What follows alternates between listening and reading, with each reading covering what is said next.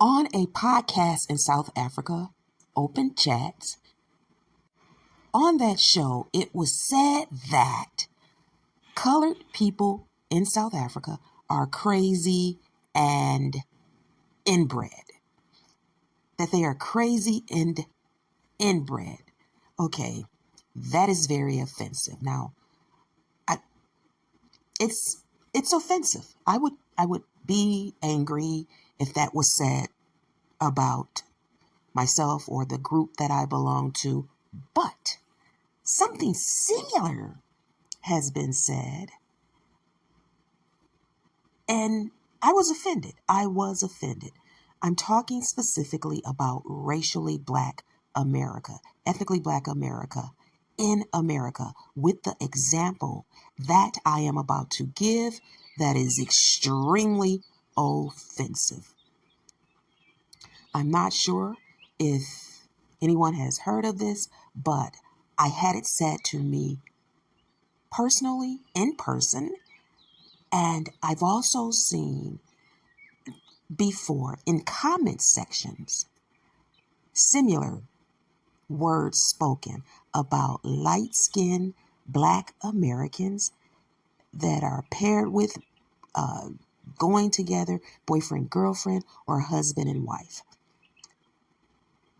People will say this. I don't know if it's nationally where this opinion is thought by people that are racially Black, or if it's regionally, but I was offended. We were offended when it was said to us. And it was said because we were both, or are both, light-skinned Black people with the same hue. And the statement was, you all shouldn't be dating. You look alike. You look like brother and sister. You look like siblings. Or I heard this before. You all look like relatives. You look like cousins. Yeah, no, y'all shouldn't be dating. Okay, that is offensive because it is insinuating that we're relatives inbreeding. That is nuts. That's offensive.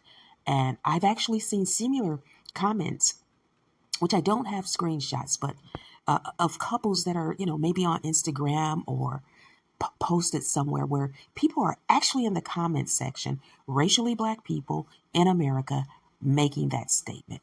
It's really offensive. I know that my example is not the same thing, exact same thing about what was said about colored people on the podcast, but it just, it made me think of my own experiences. So back to Gayton McKenzie and racially Black South Africans concerning Open Chats podcast, which, from what I know, everybody on the podcast concerning what I'm talking about are racially Blacks in South Africa.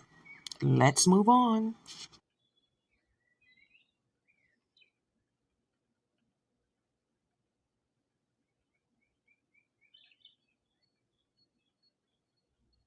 So I did a video talking about Gayton McKenzie, a South African politician who called out a podcast. There's a group of people on a podcast, Open Podcast in South Africa, and they made some very derogatory statements concerning the colored race over there, right? If I've, I'm an American, right? I'm an American on the outside looking in.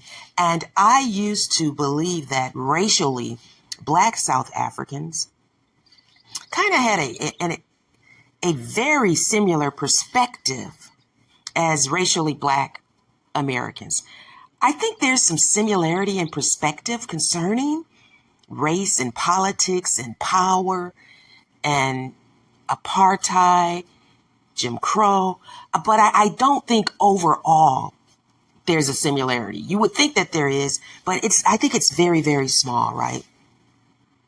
I'm someone that believes within a nation, the people have to be taken care of first before they can start embracing everyone broadly that might even exist within the same nation, right? If people don't feel as if they are being taken care of by their governments, it just kind of is what it is.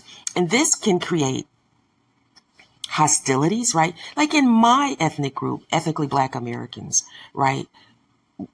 We've no immigrant attachment, and we don't consider our ancestors that came over on slave ships as immigrants, right? We consider them captives that were enslaved, and we descend from those people.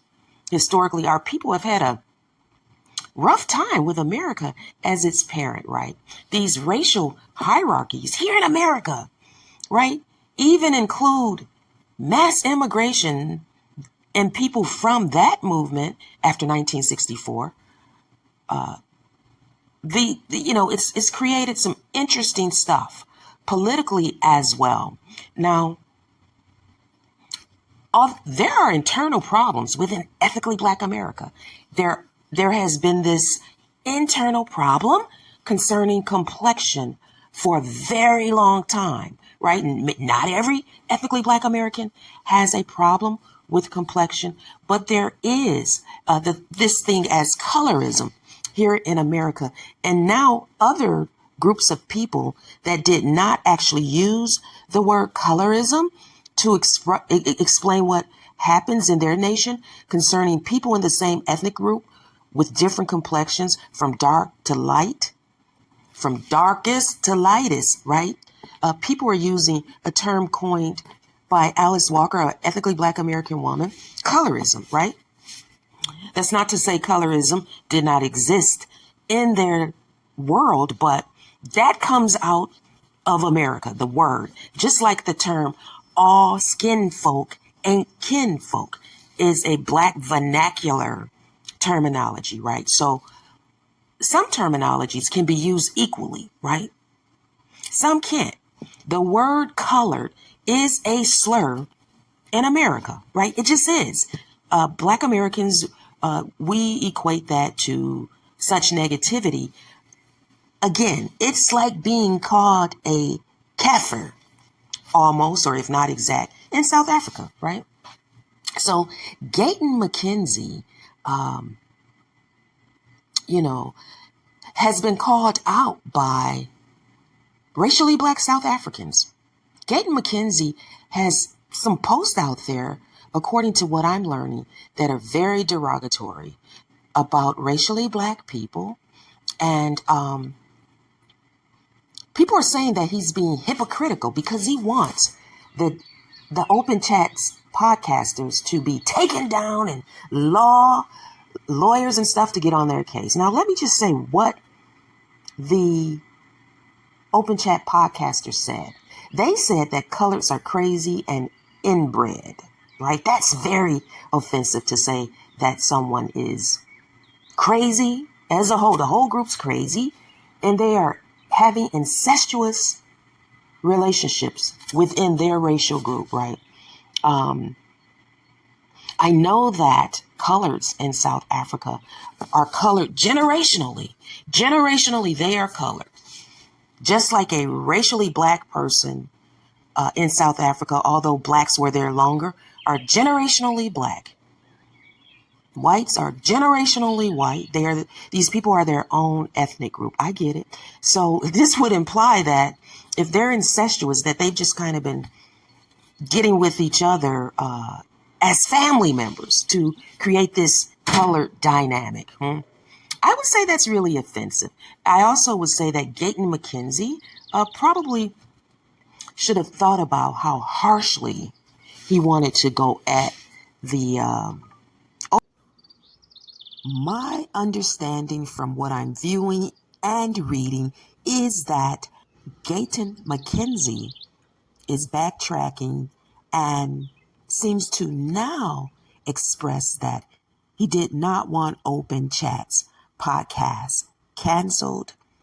He's not trying to prevent them from making money after making all kinds of telephone calls to make sure they paid for what they said. So Gayton McKenzie is now saying that he only wanted them to have consequences that they can learn from but not to have issues as far as being able to make money and being canceled. So in South Africa, the racially blacks and coloreds can be at odds, right? Years ago, there was a hierarchy with coloreds being somewhere in the middle of the hierarchy and racially blacks being at the bottom. So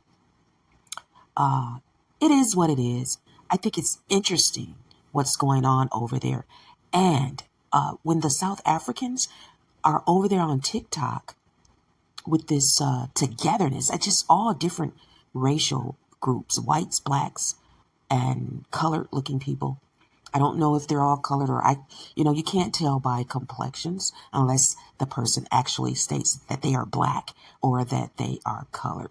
Because to me, this man, Gayton McKenzie, in the pictures that I see of him, is on the dark skin spectrum.